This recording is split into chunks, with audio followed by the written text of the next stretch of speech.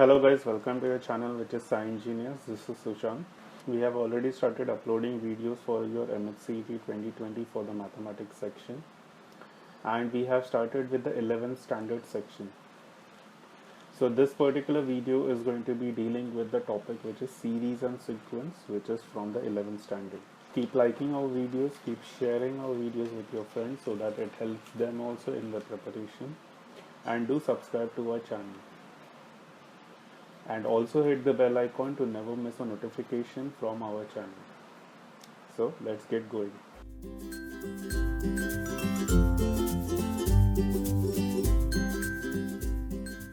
So let's see the first question. It says that let an be the nth term of an AP. So AP is nothing but your arithmetic progression. And they have given this particular equation, which is summation a of 2r from r is equal to 1 to 100 is alpha. And in the similar sense, summation r is equal to 1 to 100 of a of 2r minus 1 is beta. Then we need to find the common difference of this particular AP, and these are the options which are given to us. So let us just try to understand the term which is AP. If you guys don't know what AP is, basically AP is nothing but an arithmetic progression, wherein for example, let us say the arithmetic progression can be in this form, that is 2, 4, 6, 8. So arithmetic progression is nothing but any two terms are basically having a common difference between them. So if I take any difference of any two consecutive term, I will have the same difference for each and every term. So you can see the difference of these two terms is 2. So every two consecutive terms will be having the same difference. So there are two things which we have to understand, that is A and D. So A is called as the first term and D is called as a common difference. Then we have the term which is an. An is nothing but the nth term of an AP. So an is basically given by the formula A plus n minus 1 into D. So now let us just try to understand this term which is given. This is nothing but a summation sign. So let's go and start with that. So summation r is equal to 1 to 100 of a of 2r is equal to alpha. That is what it is given to us. So now we know that an is given by this formula, that is a plus n minus 1 into d. So basically a of 2r is going to be nothing but a plus n. So instead of n we will be having the term that is 2r minus 1 into d. So it's basically summation of this thing, which is given to us as alpha, and r is given from 1 to 100. Now here a is a constant term, so when we take summation, so it's going to be a summation of 1, r is equal to 1 to 100, plus in this case also my d is a constant term, so that will go outside, and we will be having the summation going inside this particular bracket. So it is 2 times summation of r is equal to 1 to 100 for r minus summation r is equal to 1 to 100 of 1, and this thing is given to us as alpha. So now summation 1, so basically we are adding 100 times, so that is why this becomes 100a plus d into, in this particular thing we have the summation r, so summation r is like summation n, the answer for summation n is going to be equal to, or basically summation r when it is going from 1 to n is going to be given by n into n plus 1 by 2. So in this case my n is 100, so that is why it becomes 100 into 100 plus 1, so that's 101 divided by 2. So the 2 gets cancelled out, so it is 100 into 101 minus 100 is equal to alpha. So when you solve this thing, so this becomes 10,000 d is equal to alpha. So that's basically the solvation of this thing. Now in the similar manner we will be solving for summation r is equal to 1 to 100, a of 2r minus 1 is beta, which is the second equation which is given to us.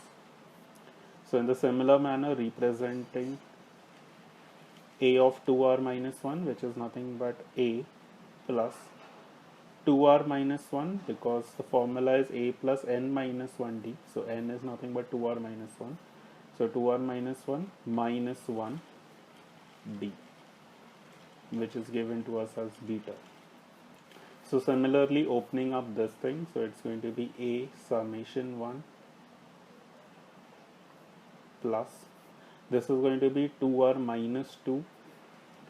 So that's nothing but a d constant outside, 2 summation r, where r is going from 1 to 100, minus 2 summation 1, r is going to 1 to 100. This is given to us as beta.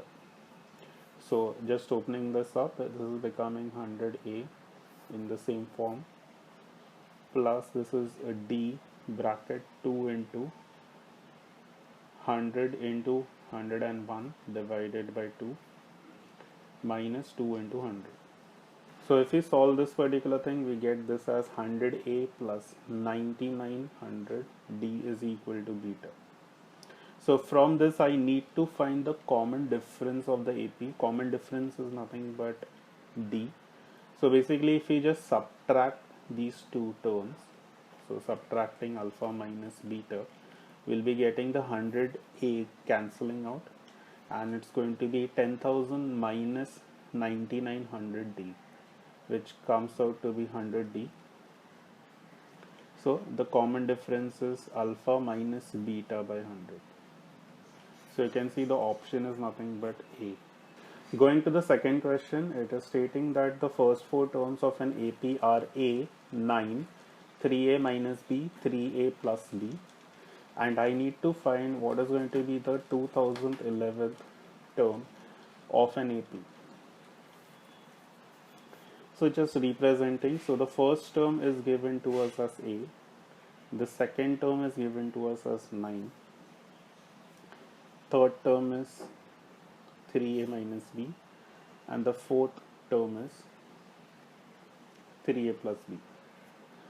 So in this, what we can do is we can just simply add these terms. That is basically going to be summation of your an, where n is going from 1 to 4, because we are adding the first four terms. It's going to be a plus 9 plus 3a minus b plus 3a plus b. So I need to just find what is the summation of the first four terms. So you have to just understand the formula for that. Summation of the first n terms. The summation of the first n terms is given by n by 2, 2a plus n minus 1 into d. So we are taking the first four terms, so that is why n becomes 4. So let us just substitute over here n as 4. So we'll be getting this as 4 by 2, 2a plus 4 minus 1 into d. So this comes out to be 2a plus 3d. So we know that this term is nothing but equal to this. Now just simplifying this.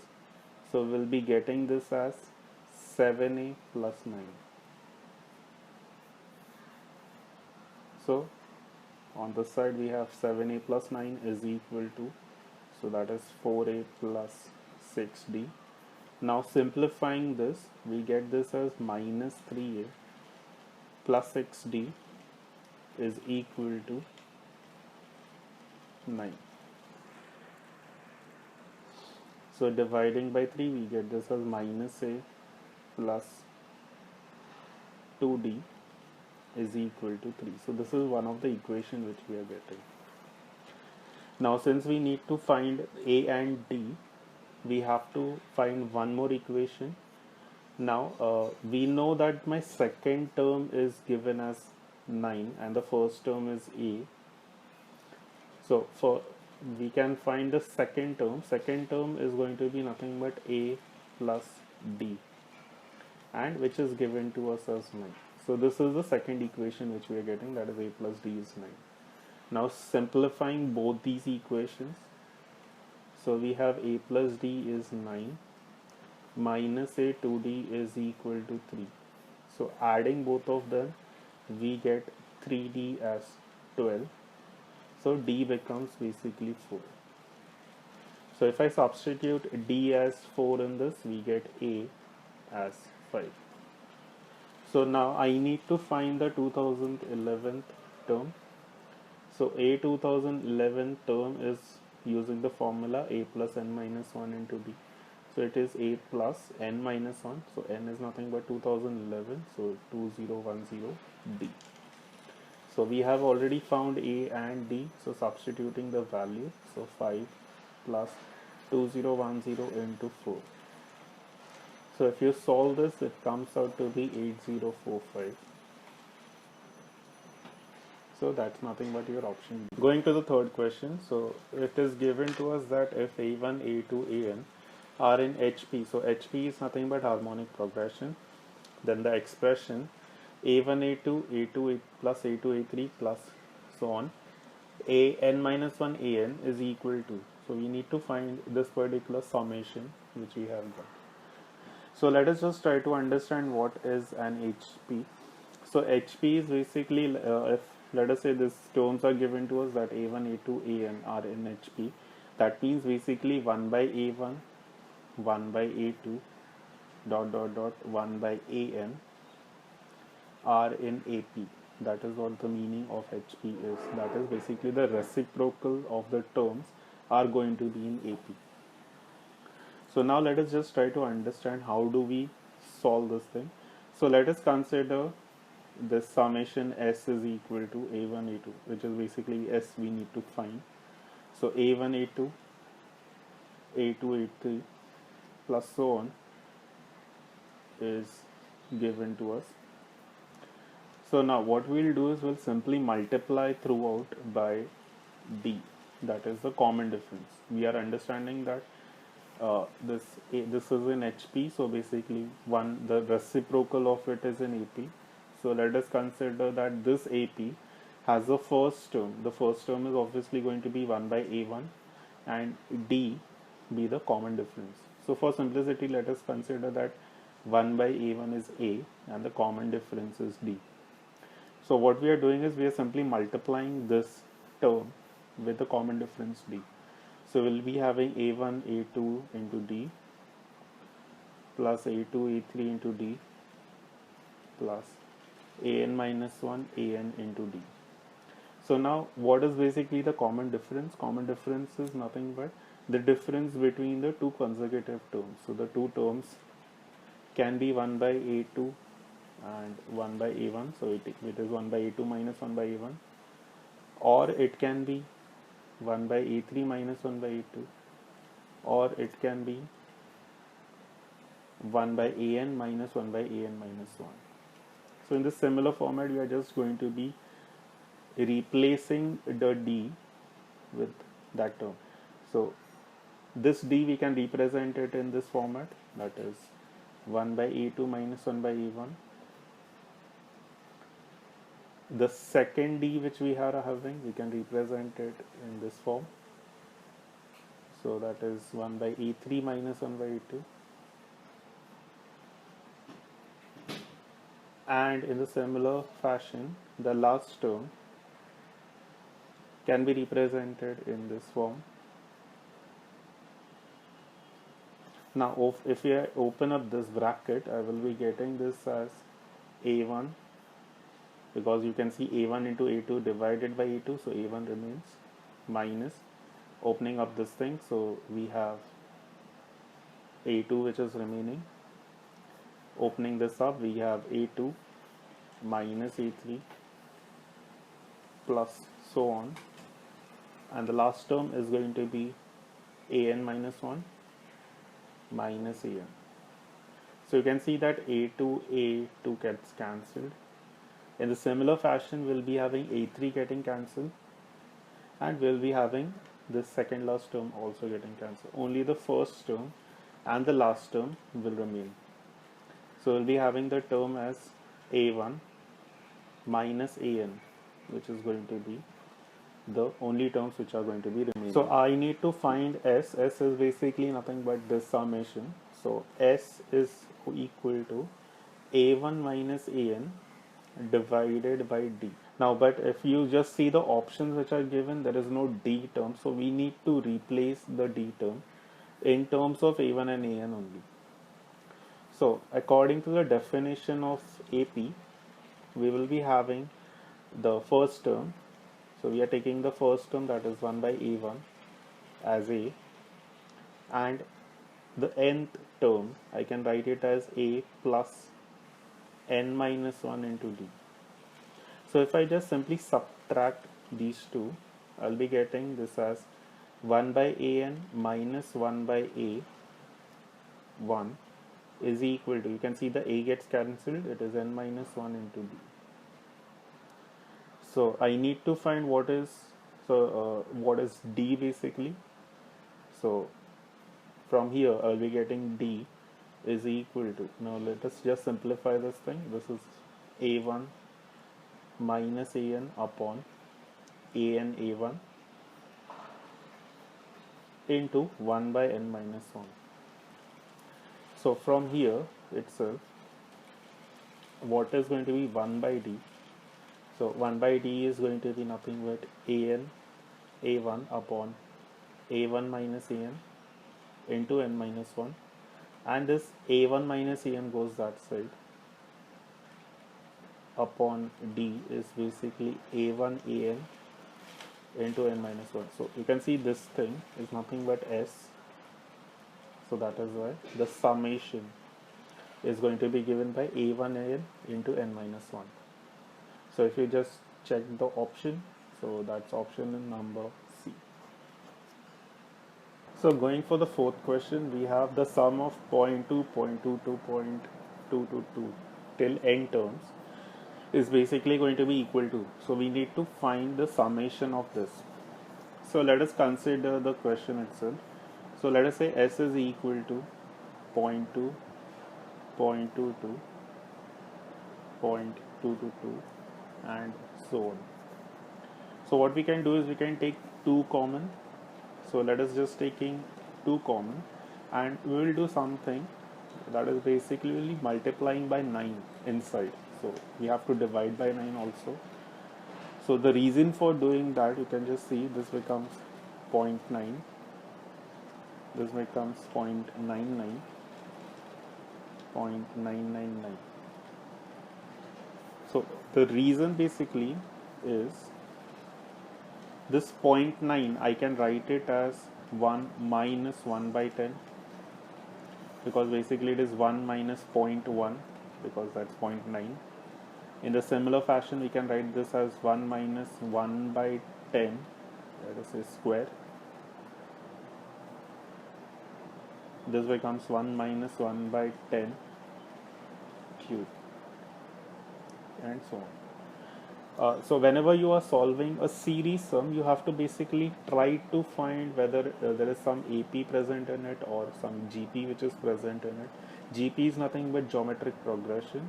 You can just see in just 2-3 steps what's basically GP is going to be. Now if you just see, we have basically going to be having n terms inside it.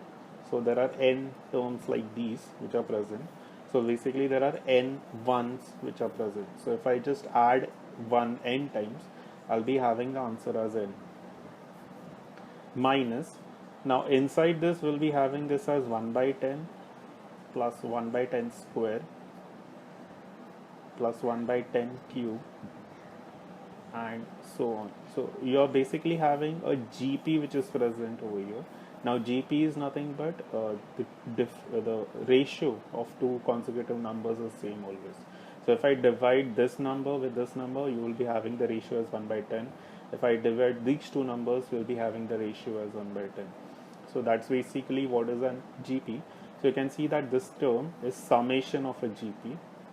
So whenever you want to find the summation of a GP, well, let us say that the GP is going to be AR square, AR cube. It is an n term GP. So the summation of this GP is given by the first term, that is A, into it is 1 minus r raised to n upon 1 minus r, where r is nothing but the common ratio. Here r, you have to always keep in mind it should be less than 1 to make this particular summation possible. So in this case, we'll be just seeing that the first term is 1 by 10 and the common ratio, that is r, is also 1 by 10. So we can write this term in the GP format. So it is 2 by 9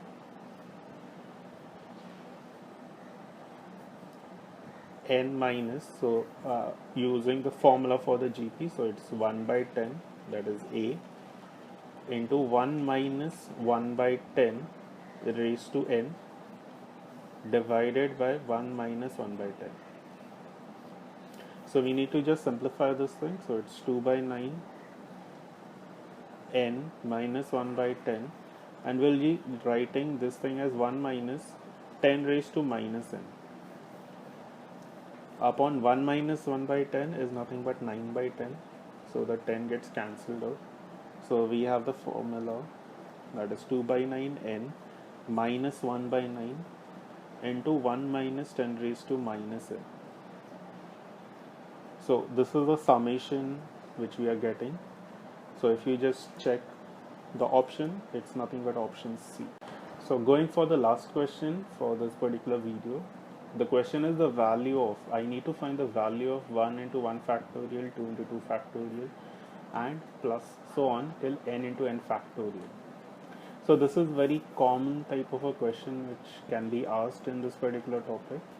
You can just remember the result, or you can basically, I'll be solving it, showing you how to solve it, so that you can just remember or use the same concept for any other sum which is going to be related to this particular type of a sum.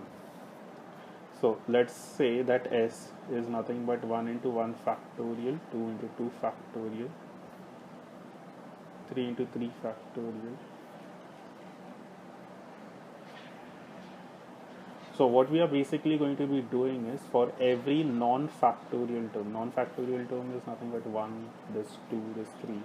So for every non-factorial term, I will be adding 1 and I will be subtracting 1 from it. So basically in this 1, I will be just adding 1, so that becomes 2, and to nullify the effect, I will be subtracting 1. So this becomes 2 minus 1 into 1 factorial. Plus in this 2 also I will be just adding 1, so that becomes 3, and I will be subtracting 1, so that I get that 2, nullifying the effect. Same way over here, this becomes 4 minus 1,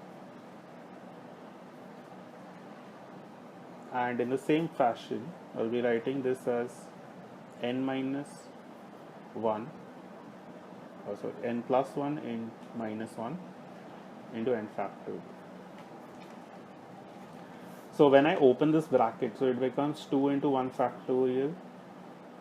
So 2 into 1 factorial is nothing but 2 factorial. We are using the formula which is n factorial is nothing but n into n minus 1 factorial. So 2 into 1 factorial is going to be 2 factorial. Minus 1 into 1 factorial will remain 1 factorial. Plus 3 into 2 factorial is again the formula 3 factorial, and this is 2 factorial. This becomes 4 factorial, 3 factorial.